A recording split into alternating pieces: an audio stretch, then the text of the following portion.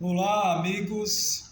Mais um vídeo, nosso vídeo de número 91 aqui no YouTube. E como eu sempre digo, muito obrigado a vocês que visualizam o meu trabalho, a vocês que dão like e a vocês que compartilham. Como eu sempre digo também, muito obrigado aos inscritos e agradeço também e desde já aos futuros inscritos no canal. Se faz necessário que mais e mais nós utilizemos a internet, utilizemos o YouTube para transmitirmos conhecimento, transmitirmos informações legais para todo mundo que geram, né, segundo os neurocientistas, geram a boa dopamina. Hoje nós vamos falar sobre três temas e são três temas bem interessantes, temas eu diria até bem curiosos e eu creio que vocês vão gostar. Nós vamos falar sobre a Companhia de Jesus, ou seja, os jesuítas. Nós vamos falar também sobre dois temas, né, ligados à cultura russa. Nós vamos falar sobre Grigori Rasputin, eu acho que alguns de vocês já ouviram falar, e também vamos falar sobre bonecas, bonecas mesmo, bonecas russas chamadas matrioscas. Exatamente, vamos subir no balão do conhecimento e vamos descobrir novas coisas. Quem já sabe vai se aprimorar no que nós vamos falar, e quem não conhece vai ficar conhecendo muita coisa que depois vai pesquisar nos livros ou vai se interessar e pesquisar na internet. Meus amigos, vamos começar falando em nossa revista eletrônica. Vocês devem estar notando que estamos com a nova iluminação, estamos em outro estúdio, fazendo uma coisa melhor para vocês, uma coisa mais agradável. A minha cara continua a mesma, minha careca também, mas a gente está fazendo tudo para aprimorar mais, porque internet e YouTube é TV. TV tem que ter uma boa presença, uma boa apresentação para vocês. Então vamos começar logo falando sobre história. Vamos para a Companhia de Jesus ou Jesuítas. Eu, particularmente, eu tinha uma curiosidade porque eu já ouvi, eu diria a vocês, alguns comentários, alguns nem tão positivos a respeito da chamada Companhia de Jesus ou sobre os jesuítas. Mas a minha meta aqui no vídeo não é de dizer isso é bom, isso é ruim, isso é positivo, é negativo. Aqui a gente não cabe essa questão ideológica. Nós estamos apenas reportando para vocês, como um trabalho jornalístico, casos, situações. E a Companhia de Jesus, ela tem alguns traços que eu diria um pouco polêmicos, mas nós vamos passar para vocês. A Companhia de Jesus, meus amigos, ela foi criada, né? Ela foi criada lá na Europa, e da Europa, lógico, ela foi trazida para o Brasil, não só para o Brasil, mas para a América Latina, para a Ásia e para a África, para alguns países que se localizam nesses grandes continentes. E ela chegou ao Brasil por volta de 1540 e ela terminou a sua missão em 1759. O seu chefe foi Inácio de Loyola, que depois chamou-se Santo Inácio de Loyola. E o que era a famosa Companhia de Jesus? A Companhia de Jesus, ela era um grupo de missionários ligados à Igreja Católica, e que eles tinham outro nome que vocês vão se ligar logo, vão entender, porque tem muita presença deles em literatura brasileira, que foram os famosos jesuítas. E nós tivemos como famosos jesuítas ninguém mais, ninguém menos que Padre Manuel da Nóbrega e o Padre José de Anchieta. O Padre Manuel da Nóbrega, ele participou da criação da cidade de São Paulo que é a principal cidade brasileira. O que é que os jesuítas eles faziam? A ideia central dos jesuítas era que eles realizassem o trabalho de catequização dos indígenas, e que eles trouxessem educação e também disciplina aos povos conquistados. Especialmente a meta deles era essa. Eles chegavam a locais como o Brasil, como também alguns países aqui da América Latina, a países da África, da Ásia, como eu já comentei, e ali eles estabeleciam uma norma de conduta, eles estabeleciam ali os ensinamentos para que esses indígenas e outros nativos, digamos assim, fossem doutrinados e seguissem as regras impostas pela Santa Igreja Católica de então.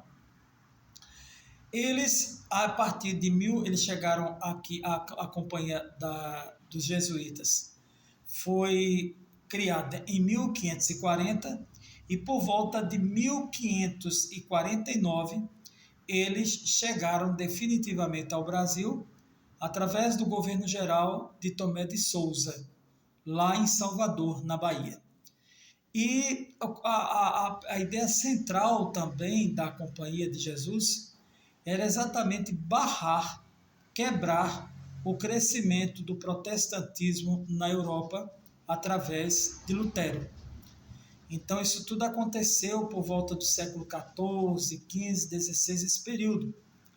E foi um período também marcado muito pelas grandes navegações, foi um período marcado pelo renascimento cultural e científico, foi um período marcado também muito pelas questões voltadas ao expansionismo, ao colonialismo, né, quando principalmente esses países da Europa rumaram para cá, rumaram lá para a África, rumaram também para a Índia.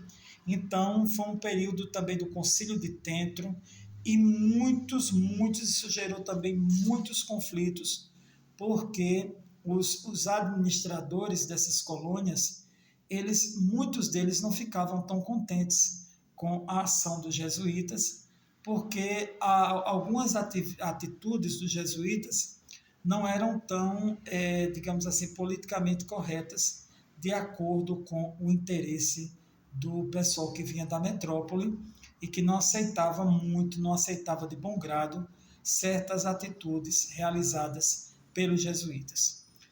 Hoje tem pessoas, são pesquisadores, que eles não veem, né, a figura dos padres jesuítas de uma maneira tão maravilhosa, de uma maneira tão cortês.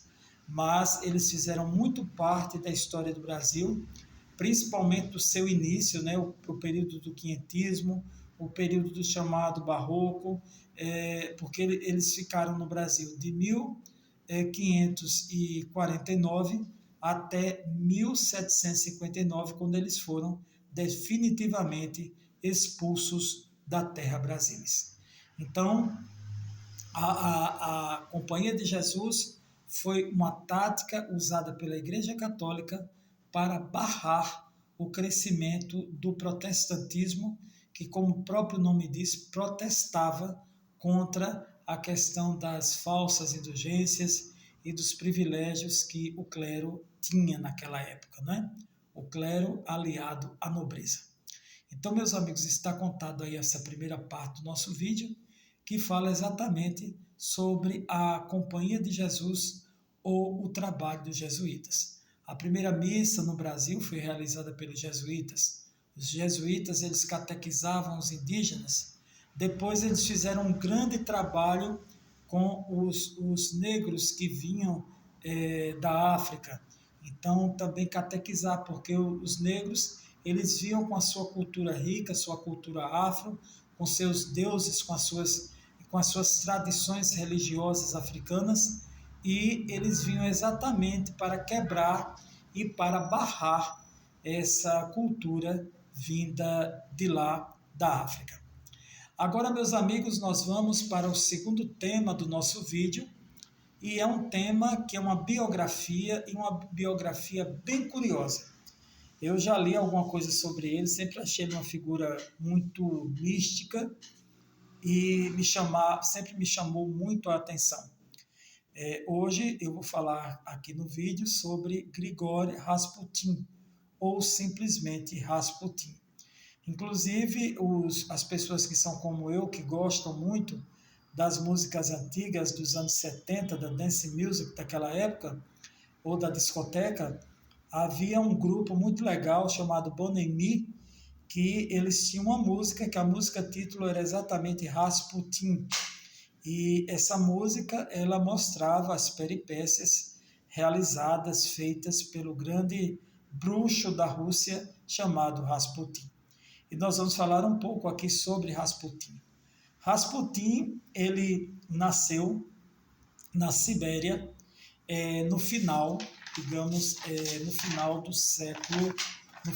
século XIX, não tão no final, mas já quase no final, em 1869, ele nasceu lá na Sibéria, e Rasputin, desde criança, ele era uma figura controversa, porque ele, como em criança, ele já se autodenominava diferente, ele já se autodenominava um curador, ele se autodenominava monge, místico, fanático, e ele foi muito responsável por muitas coisas que aconteceram na Rússia de então.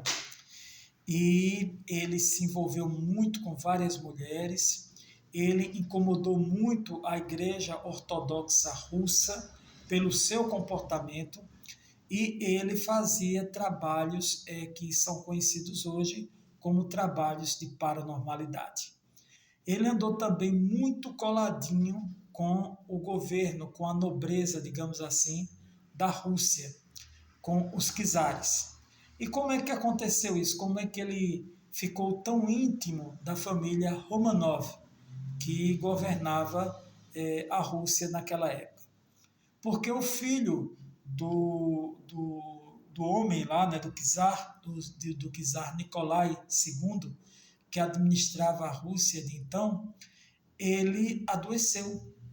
Ele adoeceu gravemente e ele foi convidado, ele foi chamado para fazer um trabalho, um tratamento de cura para a criança. E a criança ficou boa. O nome da criança, do casal Romanov, se chamava Alexei Romanov. Então ele conseguiu uma imunidade governamental. O czar tinha a sua czarina, que se chamava Alexandra, e Rasputin, muito místico, muito, eu diria assim, muito seduziu não só o czar Nicolai, como e principalmente a sua esposa, e ali eles tiveram uma fé, e ele introduziu todo o seu modus operandi na administração do povo russo naquela época. Então todos sabiam que Rasputin era um tremendo digamos assim, usar uma palavra grosseira, um tremendo de um assediador. E quem muito se incomodou com isso foi exatamente a Igreja Ortodoxa Russa, que logicamente também não ia aceitar uma pessoa se autodenominando monge, se autodenominando um peregrino de Jesus, digamos assim, se passar para determinados papéis. Então ele sofreu uma campanha muito forte difamatória. Ele, inclusive, ele era conhecido como um homem de 7 vidas, ele fez peregrinações também na Grécia, então ele foi conhecido como um homem de 7 vidas porque ele foi forçado, né, a tomar veneno, a tomar cianureto de alumínio e não faleceu. Ele tomou um veneno que conseguia matar até 5 pessoas e ele não morreu. Ele sofreu muitas emboscadas e conseguia se safar, porém a única que conseguiu derrotá-lo aconteceu em 1916, quando ele foi finalmente fuzilado, morto, e o seu corpo foi jogado no rio Neva, lá na região da Rússia. Então, meus amigos, Rasputin é uma figura enigmática, é uma figura mística, se ele detinha esses poderes psíquicos, esses poderes paranormais. Uns dizem que ele tinha, outros dizem que ele não tinha, que ele era um tremendo de um espertalhão, mas ele é uma das figuras mais emblemáticas da interessante cultura da antiga União Soviética, hoje Rússia, e que vale a pena a gente pesquisar, vale a pena a gente estudar e conhecer mais um pouco a vida deste homem chamado Grigori Rasputin. E agora nós vamos para o nosso terceiro tema, que é um tema tão interessante quanto o Rasputin, que também é ligado à cultura russa. Eu gostei demais, eu queria ter feito esse vídeo há mais tempo sobre esse tema, mas a gente só faz as coisas no dia certo, e foi nas minhas buscas, nos meus estudos, que eu descobri umas bonequinhas, né? As bonequinhas, elas não são muito grandes. E eu disse, poxa, que bonequinha bonitinha, parecia uma bonequinha, não sei se era, não era Lollipop não, tinha um nominho nos anos 80, Fofolete, chamava-se Fofolete. Quem tem mais de 50 anos sabe. E essas bonequinhas eram tipo Fofolete, sendo que a Fofolete é fofa, né? O próprio nome diz. Essas bonecas não, essas bonecas são muito, muito interessantes, que elas se chamam matrioscas. E eu vou explicar a vocês o porquê. Essas bonecas, elas são um produto típico da cultura russa e elas surgiram no final do século XIX e elas foram criadas em 1890 pelo artesão russo Sergei Maliunt. E elas têm uma grande curiosidade, porque é uma boneca e dentro dela há de 6 a 7 bonecas pequenas. É uma boneca dentro da outra. E elas são muito ricas em seus detalhes. Vocês podem ver depois aí na internet, no imagens da internet, que vocês vão ver que elas são lindas. Elas têm uma riqueza de detalhes. Elas nos remotam. Eu não sou muito ligado, né? Boneca nunca chamou a atenção sem nenhum preconceito. Mas essas bonecas, elas realmente chamam a atenção pela maneira como elas são confeccionadas, pelo desenho e pelo significado. Elas passam uma ideia de fertilidade, elas passam uma ideia também de maternidade, e elas passam também uma história do significado da finitude da vida, do que a gente começa, do que a gente vive ou do que a gente termina. Então, as matrioscas ou matrioscas, elas são muito bonitas, elas têm uma riqueza de detalhes e elas são um sucesso não só na Rússia, para os russos, como também para todo mundo. Ela é um produto de exportação. E elas também fazem parte, elas fizeram sucesso na mídia, em filmes, também em livros, porque elas têm todo um traço cultural que remonta, né, traços folclóricos também, que remontam à rica cultura da Rússia. Então, meus amigos, quando vocês puderem, até quem está na internet agora assistindo a esse vídeo, vocês dão uma busca lá no Google, vocês colocam matriosca ou a bonequinha russa e vocês vão ver. Quando você abre, você pega a boneca, quando você tira a primeira boneca, tem outra dentro. Então, vai de 6 a 7 bonecas ali dentro e ali você vê a magia, você vê o encanto e é um ótimo souvenir, né? Para você, obviamente, dar de presente e para você também decorar a sua casa.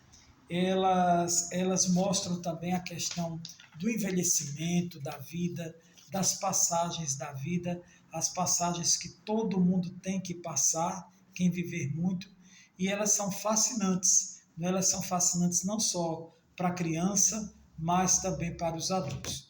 Então fica nesse vídeo uma recomendação para vocês a respeito dessas bonecas, que até o nome é interessante, matrioscas. Elas fazem muito sucesso na Rússia. Então, meus amigos, está contado para vocês hoje aliás, estão contados, porque são 3 temas bem interessantes. Nós falamos sobre a Companhia de Jesus, ou a Companhia dos Jesuítas, falamos também sobre Grigori Rasputin, e falamos também, terminamos essa primeira parte, falando sobre as bonecas matrioscas ou matrioscas, que fazem parte do grande legado cultural da Rússia. Se vocês quiserem continuar, nós vamos para a segunda parte do vídeo, que é língua portuguesa e afins. E quem não continuar, quem parar aqui, até o próximo vídeo. E deixando também um recado para vocês que gostam dos grandes nomes da música clássica e para vocês também que gostam dos grandes nomes da pintura. Eu, depois desse feriado, eu vou preparar durante o mesmo alguns vídeos, porque nós vamos falar sobre os grandes nomes, os grandes virtuosos, não só da música clássica, como também da pintura.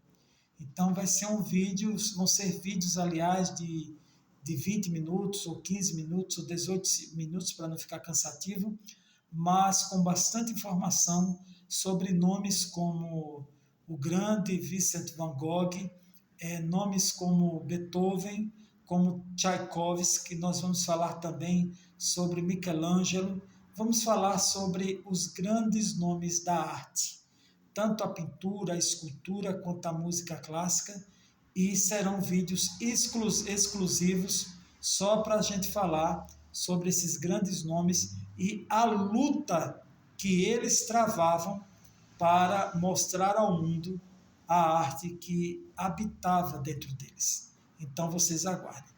Por enquanto é só, meus amigos, e agora vamos para a segunda parte do nosso vídeo, que é língua portuguesa e afins. Pois é, meus amigos, vamos continuar agora no segundo tempo do nosso vídeo e vamos agora falar um pouco sobre interpretação de texto.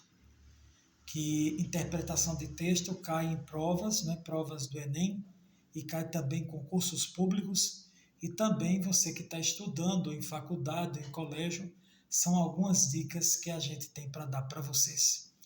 Eu costumo falar que interpretação de texto é como se fosse uma matéria, uma reportagem, e que você tem que fazer as perguntinhas básicas. Quando a gente está lá na faculdade de jornalismo, logo nos primeiros meses, aí os professores na minha época faziam assim: pronto, como é que você vai estruturar uma matéria?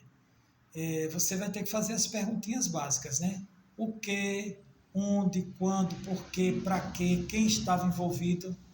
Então, são essas as perguntas cabais, as perguntas principais que devem ser feitas também dentro de uma interpretação de texto. Então, você tem que saber quais os personagens principais, onde se desenrola o fato, quais os personagens que estão envolvidos, qual é a mensagem que aquele texto quer passar, qual é a ideia que aquele texto quer passar, se ele defende alguma tese, se ele defende alguma ideologia, qual a sequência, né, de peripécias que compõem esse fato. Então, a interpretação de texto, quando vocês forem fazer uma prova de interpretação de texto, não tenham preguiça. Leiam o texto, mergulhem no texto, tenham uma visão não só crítica, mas eu diria interrogativa do texto, para que vocês possam responder a perguntas que às vezes não, totalmente são bem elaboradas pelos profissionais que elaboram provas, e que vocês fiquem bem inteirados sobre os principais pontos, sobre o clímax que pode existir dentro de um texto, dentro de uma história, para que vocês possam realizar uma ótima interpretação de texto. Então, na nossa dica de hoje, de língua portuguesa e afins, eu deixo essas dicas, esses bizus para vocês que vão fazer Enem ou qualquer outro concurso que tenha interpretação de texto. Meus amigos, muito obrigado pela atenção de vocês e até o nosso próximo vídeo de língua portuguesa e afins.